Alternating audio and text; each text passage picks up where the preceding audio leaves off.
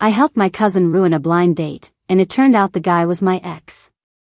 My ex smirked, height 5 feet 7 inches, weight 95 pounds, never been in a relationship.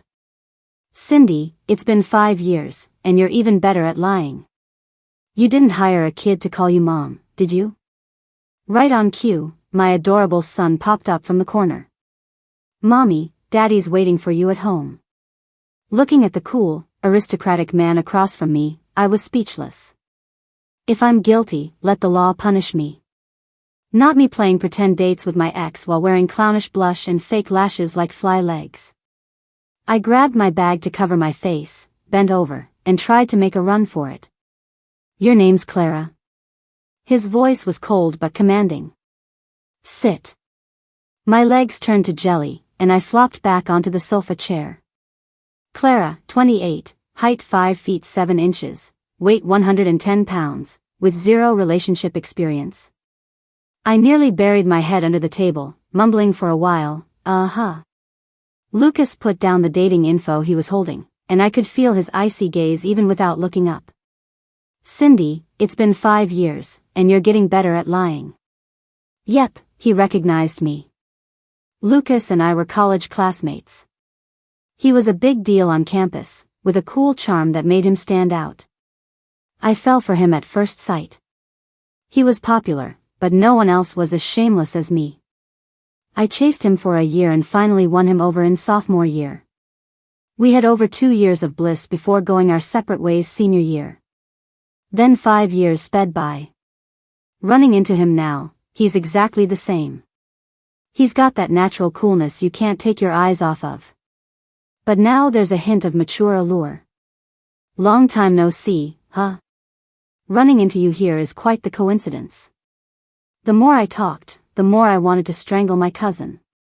If she'd told me the date was with Lucas, I wouldn't have come no matter what. Why is someone like Lucas even on a blind date? I was curious and snuck a peek. He sipped his tea with those long fingers, his expression a bit off. It's been 5 years and 3 months. He sure remembers it clearly. I kept quiet. After sipping his tea, he put the cup down with a little more force than necessary. Clara, what's she to you? My cousin, I replied. Lucas paused, then suddenly sneered. Seems like deceiving people is a family trait. Family trait? Who's he insulting? I blurted out in a rush. If I'd known it was to fool you, I wouldn't have come. You're toast. After that, I realized what I said. Good grief, am I crazy? Lucas seemed amused and spoke deliberately. Toast? I shivered. That's not what I meant. I was trying to say. I rambled but couldn't explain it well. Lucas cut in coolly. So what else you got? Show me your other tricks. Pretending to be on a date, all dolled up like this. Did you hire someone to call you mom? Mom? How does he know? My face went white remembering my plan. I quickly typed cancel plan on my phone, but before I could send it, a little voice piped up behind me. Mommy, I missed you. Oh no. I was scared out of my mind, pulled my kid into my arms. Lucas let out a laugh. He rested his arms on the table and gave me a curious look. Almost like, that's it? He seemed to have the upper hand, and I felt a bit relieved. At least I managed to keep my little secret safe for now. I tried to look calm and smiled. Maybe that made him suspicious. He stopped smiling, narrowed his eyes, and stared at me. Lying again?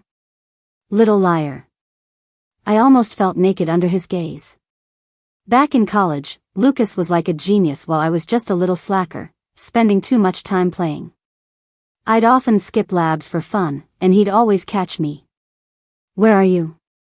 In the lab. Whether then or now, lying always made me guilty. He'd chuckle on the other end and then show up in his car. The window would roll down and Lucas would glance at me. Lying again, little liar. Hearing the same words 5 years later is surreal. The sound of his fingers tapping the table snapped me back. Facing him, I blurted out. I'm not lying, this is my... Right before finishing kid, I caught myself. I was nervous. What I mean is, that's my own business. If you don't want to date, fine. I'll be on my way. Enjoy your meal. I backed away as I spoke.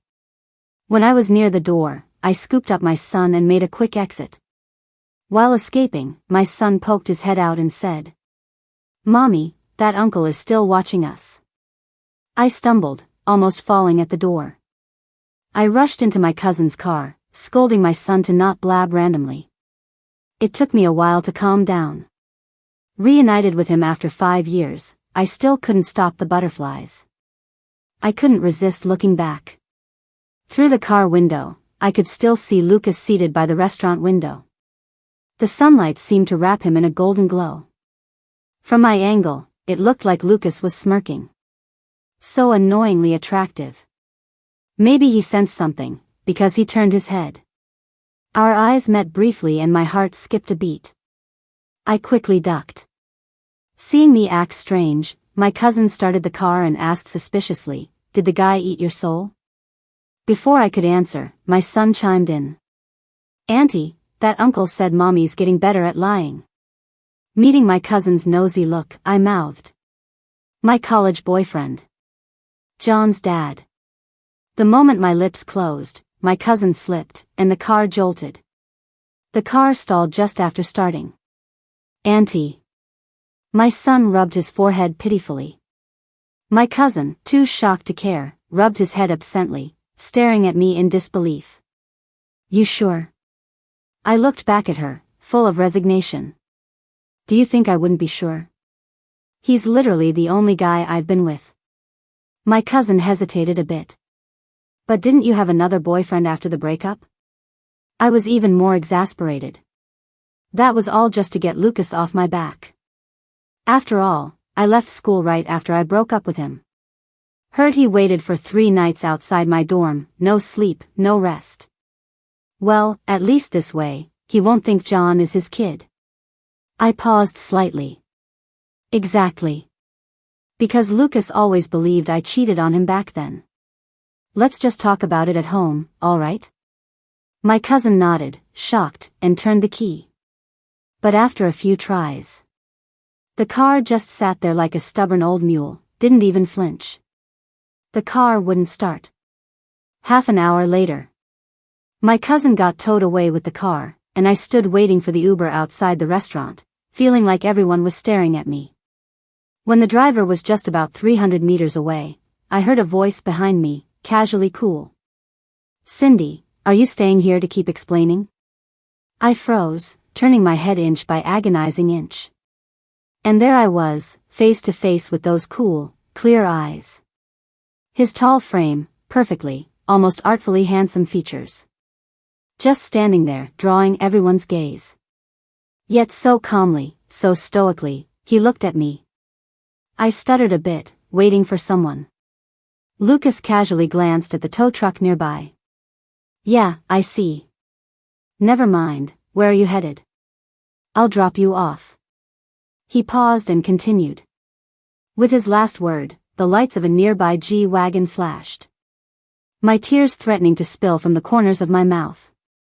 There's nothing more ironic than a former crush still being a total dream, casually flaunting his luxe ride, while I stand there in my deliberately ugly getup waiting for an Uber. Maybe sensing my tragic aura, the little squirt hiding behind me yanked lightly on my coat. "Mama." Before I could spin my lie, Lucas paused again, speaking in that flat tone. "Still acting?" All my ready-made lies shriveled up on the spot. One hand silencing the little one's mouth, the other flipping my hair back, and out popped a fib. What can I say? I took some drama classes these past years, couldn't resist showing off. Somehow, his look seemed a tad unspeakable. Eventually, I hopped into his car with the little one. We didn't say another word on the drive, not a peep until we hit our destination, an old, cramped urban village. His voice cool but subdued. "Cindy, you dumped me just to live like this?" Bracing against the northwest wind, his words echoed in my brain as I shuffled back to my little abode. Greeted promptly by my cousin, looking like she'd just watched a juicy drama. Clearly, she'd been standing on the balcony watching the entire soap opera unfold. "Oh my God, that was really your college boyfriend? How'd you pull that off? Some dude like him doesn't just date anyone." Vexed, I flopped onto the couch. Probably just sheer dumb luck. The day Lucas showed up on campus, stir-caused was an understatement. Handsome, aloof, untouchable, all that became his tagline. Like any other girl would, I was inevitably smitten. My one edge? We were from the same hometown. Used that fellow our hometown card with teary-eyed persistence until he finally went out with me. Less than a year, and that untouchable flower really was mine. Through 2 years of dating, Lucas guided me higher and higher. Thanks to him, slacker me snagged a top job offer before even graduating. But alas, eventually. My cousin wiggled her eyebrows at me. "Cindy, why not rekindle the flame? Get your kid back to a rich dad life." I paused, then chuckled. "In your dreams. He's Lucas. A perfect, untouchable guy isn't crawling back to some potentially two-timing ex. No way that's happening." Figured the whole thing was over, until my cousin took a call and snuck back, grinning like a Cheshire cat. "Cindy, the guy says he enjoyed the blind date, wants to keep in touch." Thought it over all night, didn't add him on any contacts my cousin pushed. Starting a relationship back then was a mistake, no need to repeat it now. Didn't expect that I'd wake up the next morning to find a mysterious package. Opened it up, and wow, a reunion invite from my alma mater. This Saturday, school celebration. I wasn't initially interested but then saw a note. They wanted me to design a poster for the college. I couldn't say no, alma mater, poster design. So Saturday, dropped the little one at the cousins, and with my laptop, headed back to campus. 5 years post-grad, and everything still felt the same. Passing the library, I couldn't help but zone out a bit. That's where Lucas and I made it official back then. "Lucas, yesterday's homework was tough, could you?" Trailing behind him, never expected he'd suddenly stop in his tracks, turning to face me. I awkwardly bumped right into his chest. Under his lofty gaze, I rubbed my nose and mumbled. "Help me out, or I'll have no excuse to see you again." Lucas stared quietly a moment. "Want me as your boyfriend?" Mind blanking, nodding involuntarily. He took out a math book, tossing it at me. "Get one math problem right, and I'll be your boyfriend." Expecting it was his roundabout rejection, except that book had Lucas's own worked-out answers. Afterward, I was always dashing, chasing his pace. "Lucas, don't walk so fast, wait up." He'd randomly stop, I'd inevitably step on his clean white shoes. Always asking in that cool voice, "Not watching where you're going?" What? That déjà vu? Startled out of my thoughts, I stepped back, realizing that familiar setup in front of me. Looking down, history repeat itself, a footprint on his spotless shoe. "Sorry." Lucas glanced at me, calmly repeating an old gesture. Held out his hand, waiting for me to take hold. But this time, I didn't grab it with my usual big grin and happily follow along. I kept quiet, eyes downcast. He paused, probably remembering something. "Sorry, can't shake the habit." After saying that, he withdrew his hand and turned to keep walking. I breathed a sigh of relief, then felt a bit puzzled. This guy, wasn't he always the one who didn't like to attend these pointless big events? Has he mellowed with age? After a few steps, Lucas suddenly turned back and caught my gaze directly. Guiltily, I looked away. Not sure if I imagined it, but it seemed like Lucas had the hint of a smile at the corner of his lips. "Hurry up, the department head's been waiting impatiently." "Oh." Lucas stood still while I unconsciously jogged a couple of steps to his side. But how did he know I was looking for the department head? By the time we arrived, the entrance of the auditorium was already surrounded by people. Someone in the crowd gasped. "Oh wow, they really came." It was too late to hide now, everyone's eyes instantly landed on me and Lucas. Seeing us together probably made everyone look a bit more curious. My scalp tingled slightly. Lucas was always a spotlight magnet. His clear, cool gaze swept over everyone, then he nodded politely, yet distantly. Before long, the class president from back in the day came out to greet us. "Come on over. You probably don't know yet, but in just 5 short years, Lucas's started his own public company. My cousin works there and said they're planning to expand overseas." Listening to everyone chatting all at once, I glanced sideways at this man. Lucas had always been a shining presence in the group. Every gesture and move exuded grace and steadiness. Someone like that, how did I ever get involved with him back then? Lost in thought, a sour voice interrupted. "Oh, after all the fuss back then, you two actually made up. If back then you looked at the academic stars lovingly, it wouldn't have come to." She stopped halfway and apologized insincerely. "Oops, there I go, just reminiscing about the past." The speaker was Lily, one of Lucas's fervent admirers. I ignored her. Lucas did even more so, not sparing her a glance. This made the atmosphere a bit tense. After a moment, someone in the crowd chuckled, easing the tension. "Cindy and Lucas make a perfect couple. Did you guys get married?" What a convenient interruption. I felt uneasy and under everyone's expectant gaze, forced myself to respond. "We didn't make up. We just bumped into each other on the way." The awkwardness seemed endless. The crowd exchanged looks, only Lily couldn't suppress her smirk. "Huh, I thought so." With all the drama back then, how could they? She got more enthusiastic, and I couldn't resist rolling my eyes. Back when Lucas and I broke up, it was out of necessity. If my first breakup attempt hadn't been rejected, I wouldn't have brought in a random senior to pretend as my new boyfriend. They misunderstand, yet mock me with my past at a school reunion? That's just malicious. I was about to retort when a cool voice drifted over my head. "We didn't make up. I'm pursuing her, she hasn't agreed." At the same time, a large hand slipped around my waist. My eyes widened in shock, looking up at Lucas. When did this man learn to lie? A silence stretched onward. Lucas met my gaze, unperturbed, tightening his grip around my waist. "Hurry and add my contact, will you?" His voice sent shivers down my spine. My heart raced, and under my hair, I felt my ears reddening. Looking at Lily, her once smirking face had frozen. Her cheeks turned red, as she clutched her skirt till it creased. Lucas's college roommates began teasing after a moment of whoops. What did I say? Lucas can't escape Cindy's grasp. "Cindy, let me tell you, Lucas was ready to propose after graduating back then." The speaker got nudged, realizing they'd said too much. "Well, it's all good if you've gotten back together. Be sure to invite us to the wedding." I looked at Lucas in a daze. This guy, had he been planning a proposal back then?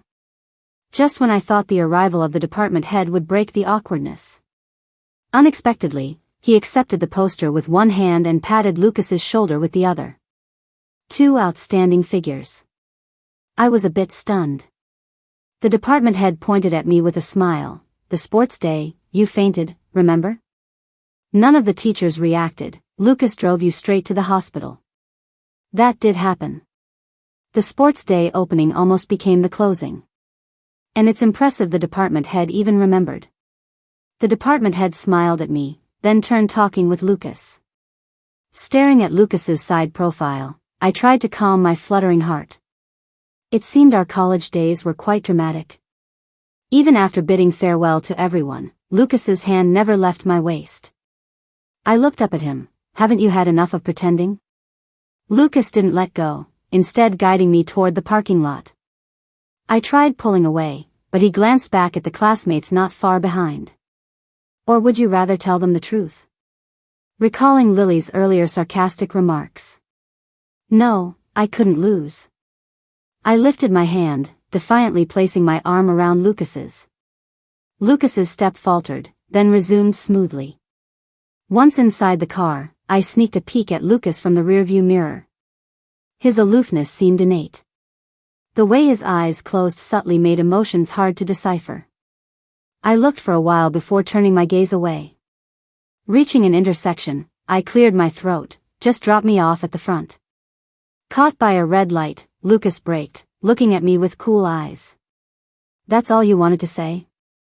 Feeling uncomfortable, I had nothing but stubbornness left. Who's looking at you? Lucas said nothing, continued gazing at me. In the small car space, my lingering excitement was leaving me nowhere to hide under his gaze.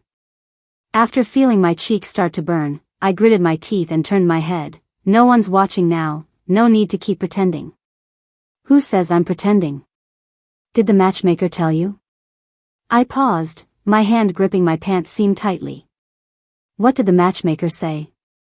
About wanting to keep seeing each other? He spoke again, his voice still cool, yet his words left no room for doubt.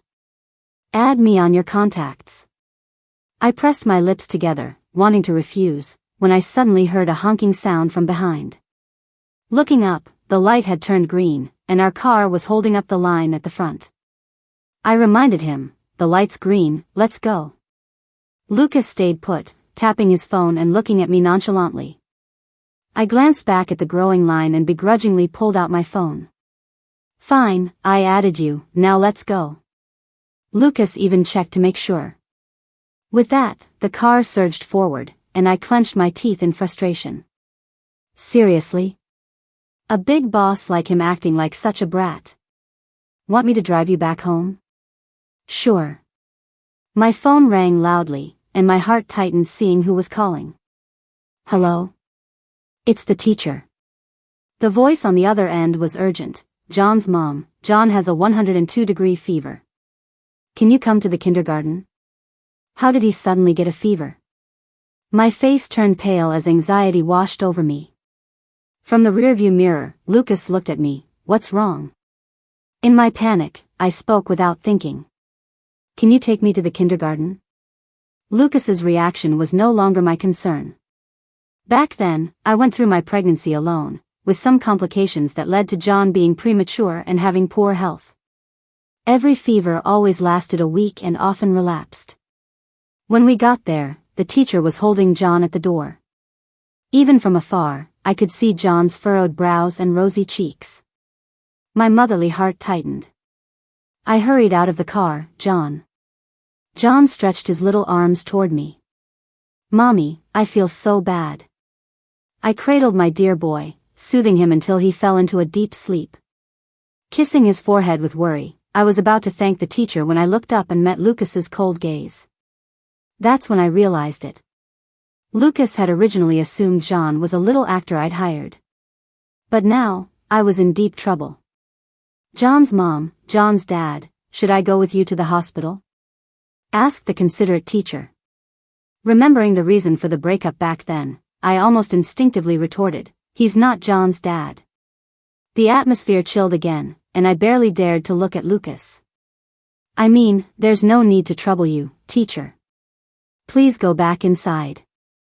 The teacher gave us a lingering glance before leaving. Turning back, I met Lucas's icy stare once more, stepping back nervously as I squeezed out a few words. Thanks for the ride, you can go now. Lucas's thin lips pressed into a tight line. I knew he was upset. One moment, he was publicly saying he planned to win me back, but next thing you know, there's a kid in the picture. I didn't dare speak, holding John closer and heading to the curb to hail a cab. The car didn't move for quite a while behind me. When I struggled to adjust John's position, Lucas approached with a stern face.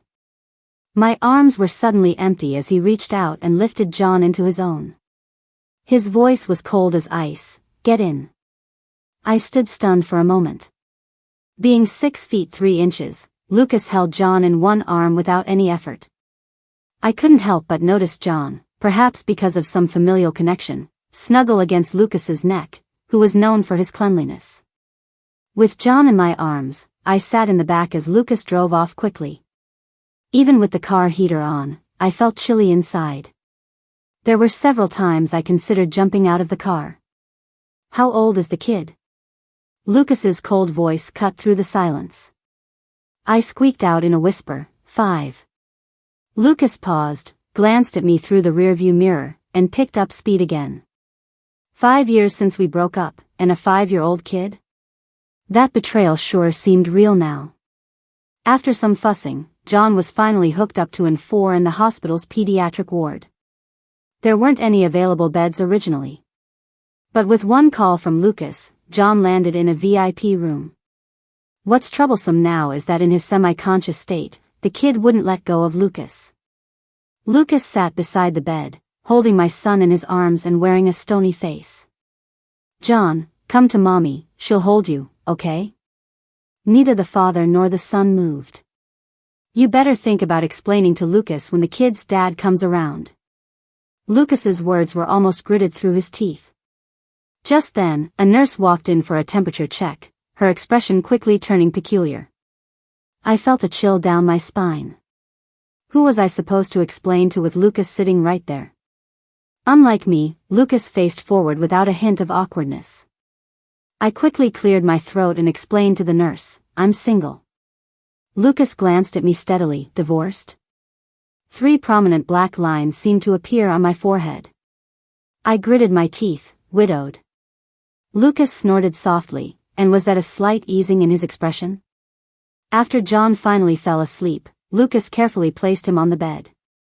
In the spacious room, Lucas's gaze was fixed on me. I felt guilty enough about hiding a child from him.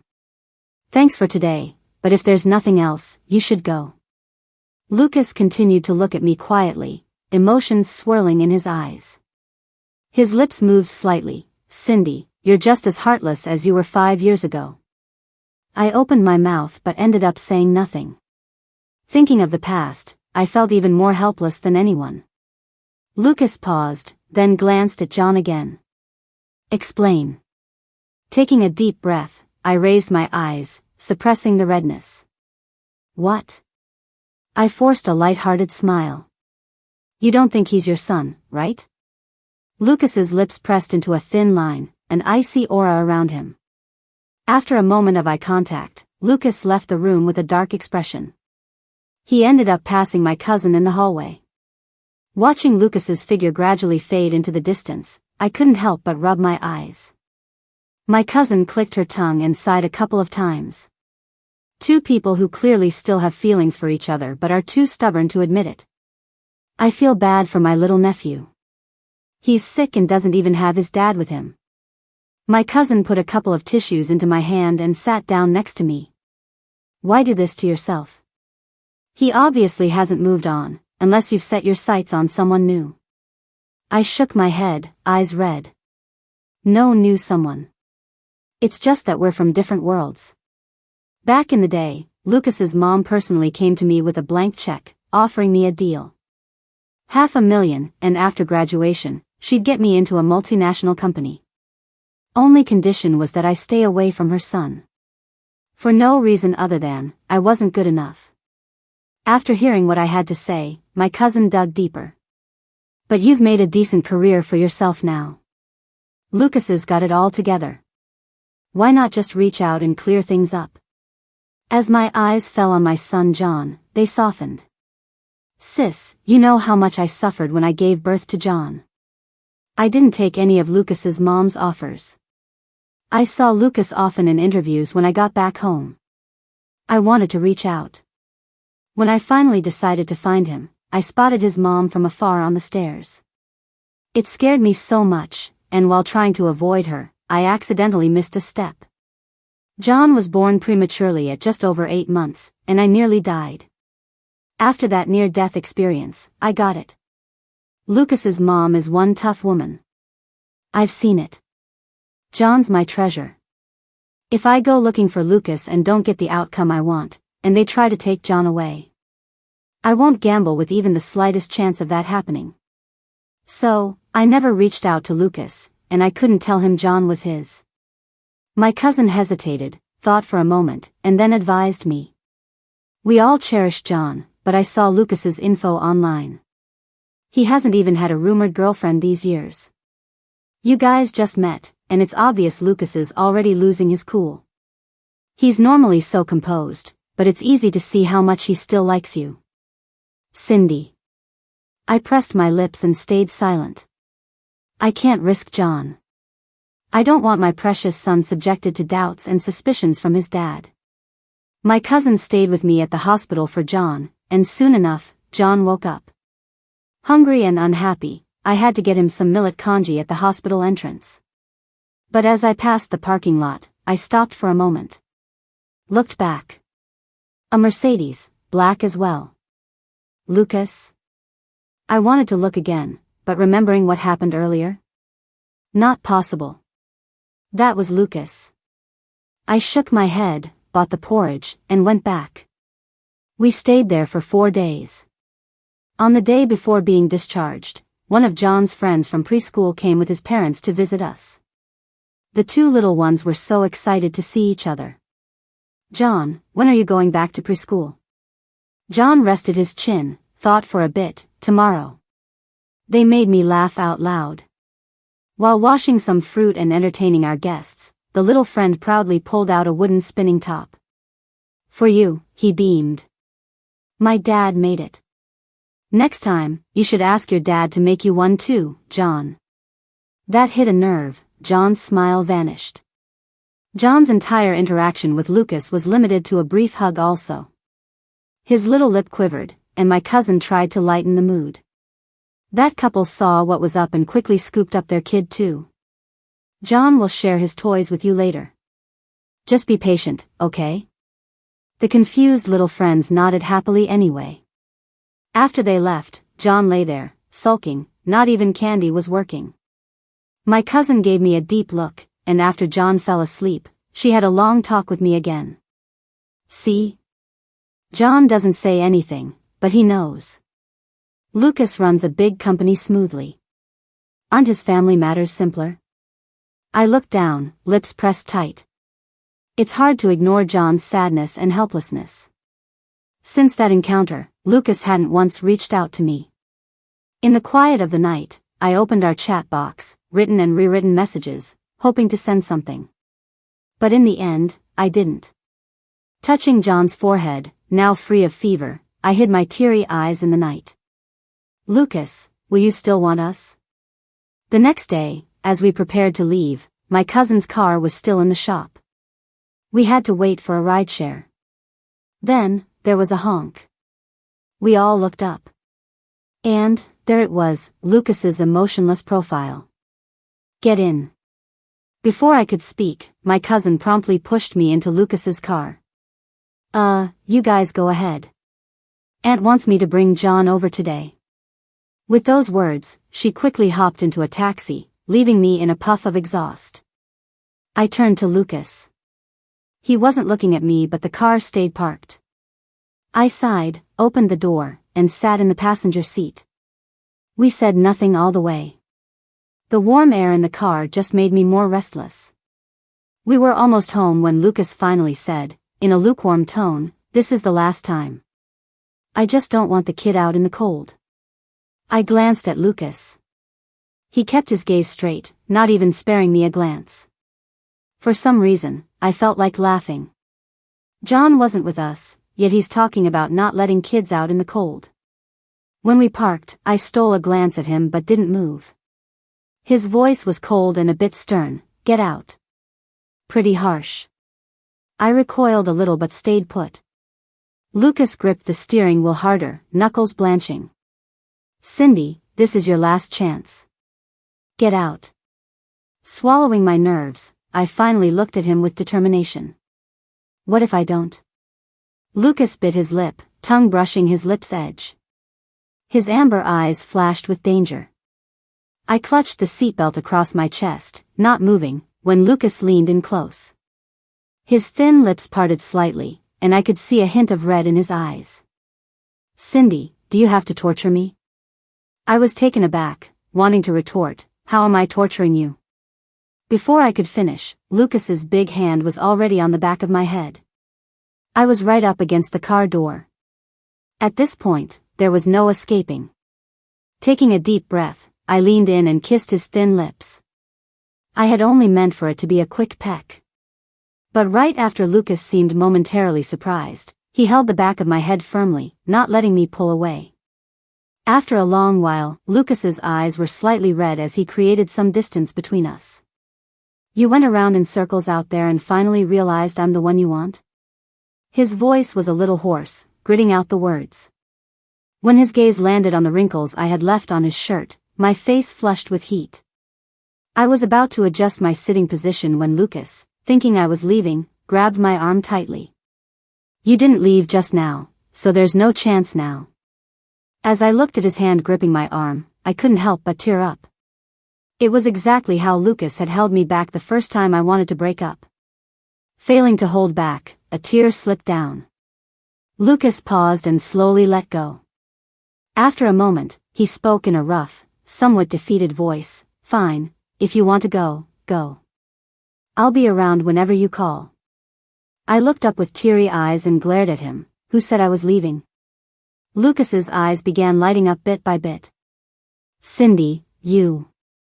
I wiped away my tears. "Lucas, I have a son. Do you still want me?" I watched him look at me for a long time, his eyes gradually reddening. After what felt like ages, he finally said in a hoarse voice, "I promise to treat John like my own. As long as you come back, I'll accept anything." I smiled through the tears and hesitated before bringing something up. "And your family?" Lucas cut me off. "The folks at home can't control me. Even if they don't agree, it doesn't matter.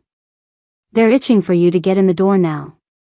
I tilted my head, blinking, recalling my cousin's previous words. Lucas hasn't dated since graduating college.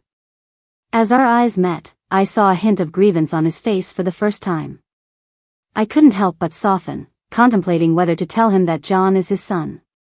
Before I could decide, he got out of the car, picked me up without warning, and carried me right to my apartment building's entrance. Eventually, he pulled back slightly, catching his breath.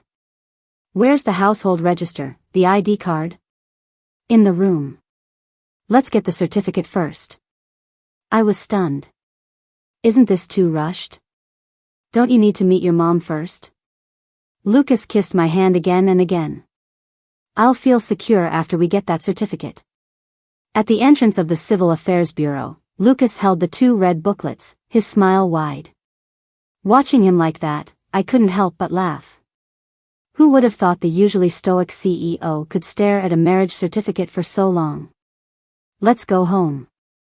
I reached out to take one of the certificates, but Lucas tucked it away. "I'll keep this." As the car started, after a while, I realized we weren't heading home. Nervously, I asked, "Where are we going?" Lucas brought my hand to his lips, taking care of some paperwork. Within half a day, Lucas's company shares, house, and car were transferred under my name. Holding the pile of documents, I was stunned. "Aren't you afraid I'll take the money and run?" Lucas gently brushed the hair from my face. "Not afraid, I wanted to give it to you 5 years ago." Turning to the window, I felt a familiar sting in my eyes. Lucas patted the shares transfer agreement in my hands. "With this, who would dare keep you from coming in?" Hearing that, my eyes teared up instantly. Turns out, Lucas had already devised a plan long ago. Rejecting me would mean losing half of their family's property and Lucas as an heir. If he's willing to go this far for me, why not take a leap of faith? As he gently wiped away the tears at the corners of my eyes. "What are you crying for?" I sniffed. "I don't need these, I have a secret weapon." Lucas looked surprised, and I awkwardly averted my gaze. That ex-boyfriend was an actor, but John isn't. Meeting his amber gaze, I smiled slyly. "With my grandson in hand, is there anyone who wouldn't let me in?" The end. Epilogue. Lucas. If it weren't for once spotting Cindy in the distance, I wouldn't have known she was back.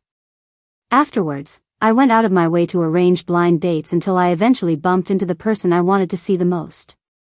Heaven knows how many nights I spent downstairs in her building. Back then, she broke up with me so decisively, changing contact details completely. By the time I discovered the real reason for our breakup and forced the Duan family to concede, she was nowhere to be found. What I was left with were various rumors spreading around campus. I never believed them, but then Cindy told me she had a 5-year-old son. The beliefs I'd held onto for so long shattered in that instant. In that moment, I wanted to run away. But, seeing her frail figure, I couldn't help but relent. I promised myself that this would be the last time. But when I heard she was single, hope ignited again. Lucas, you're so pathetic. But if putting aside my pride, self-esteem, and face would bring her back, I wouldn't mind stepping back over and over. As long as she returns.